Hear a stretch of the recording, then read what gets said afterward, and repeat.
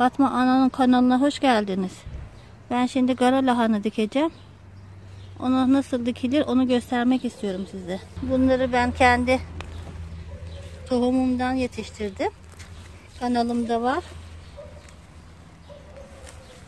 Bunları da böcekler, sülükler biraz yalamış ama düzelirler.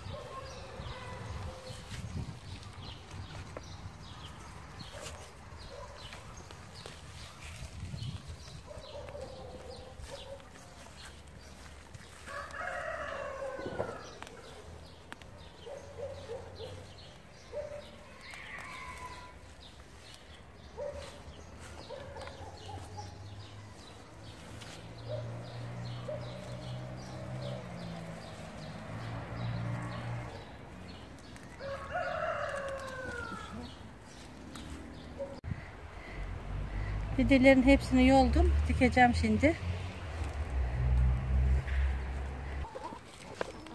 Yerimi hazırladım. Çukurları açtım. Dikeceğim. Bismillahirrahmanirrahim.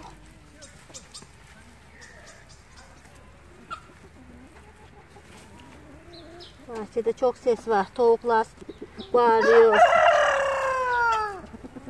Piknik yapıyorlar. Ses olunca kusura bakmayın.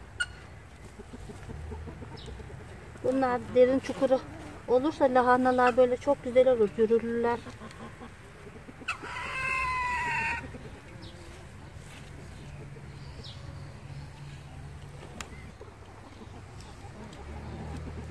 Bismillahirrahmanirrahim. Allah'ın kuvvetine, meleklerin yardımıyla ya Rabbim. Şöyle aralık aralık dikiyorum. Birbirine şey yapmasınlar diye. Dallansınlar diye.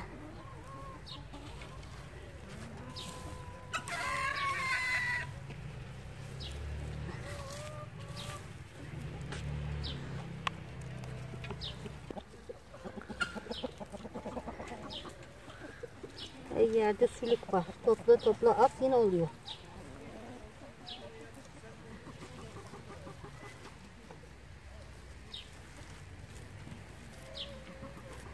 Birini bastırdıktan sonra korkmayın.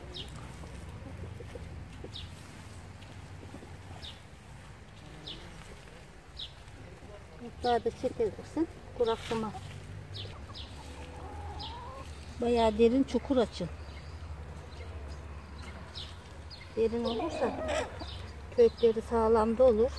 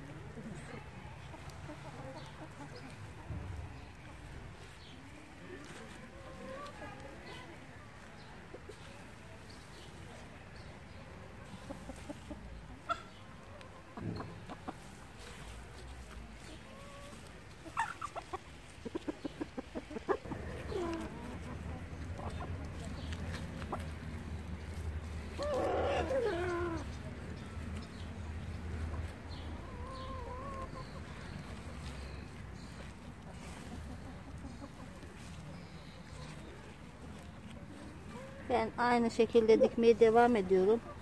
Beni izlemeye devam edin. Abone olmayı unutmayın.